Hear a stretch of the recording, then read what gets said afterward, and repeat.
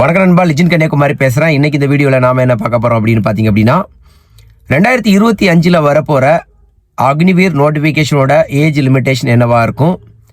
அதே மாதிரி நிறைய நண்பர்களுக்கு ஒரு டவுட் என்ன அப்படின்னு பார்த்தீங்க அப்படின்னா ஏஜ் லிமிட் 21 இருந்து 23 மாற்றுவாங்களா அப்படின்ற மாதிரி நிறைய டவுட்ஸ் இருக்குது. ஸோ இந்த வீடியோவில் அதை பற்றி தான் பேச போகிறோம்.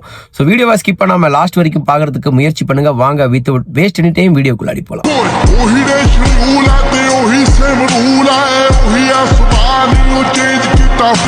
ஃபர்ஸ்ட் ஆஃப் ஆல் பார்த்தீங்க அப்படின்னா என்னோட கெஸ்ஸிங்கில் 2025 வரப்போகிற அக்னிவீர் நோட்டிஃபிகேஷனோட டேட் ஆஃப் பர்த் இந்த மாதிரி தான் இருக்கும். அதாவது அக்டோபர் 1, 2004 இருந்து ஏப்ரல் 1, 2008 வரைக்கும் இருக்கிறதுக்கு தான் வாய்ப்பு. ஸோ இதில் கொஞ்சம் முன்னப்பின இருக்கலாம். இது ஒரு கெஸ்ஸிங் மட்டும்தான்.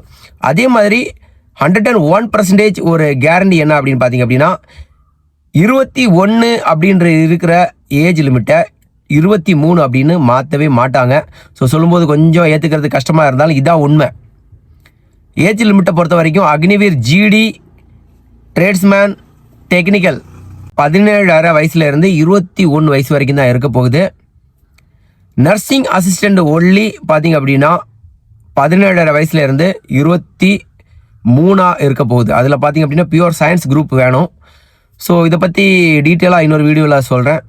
ஸோ இந்த வீடியோவில் உங்களுக்கு புரிஞ்சிருக்கும் அப்படின்னு நினைக்கிறேன். டேட் ஆஃப் பர்த்து என்னவா இருக்க போகுது, அதே மாதிரி ஏஜ் லிமிட்டு மாற்றுவாங்களா இல்லையா அப்படின்றதும் கிளியராக இருக்கும். இன்னும் உங்களுக்கு ஏதாச்சும் இதை பற்றின டவுட் இருக்குது அப்படின்னா கமெண்ட்டில் மென்ஷன் பண்ணுங்கள். நான் கிளியராக உங்களுக்கு இன்னும் போக வீடியோஸ் பண்ணுறேன். ஓகே ஃப்ரெண்ட்ஸ், எல்லாரும் நல்லா ட்ரை பண்ணுங்கள். இன்னும் நல்ல வீடியோவில் சந்திக்கலாம். அது வரைக்கும் உங்களிடமிருந்து விடைபெறுது உங்கள் நண்பர் லிஜன் கன்னியாகுமரி. ஜெய் ஹிந்த், ஜெய் பாரத்.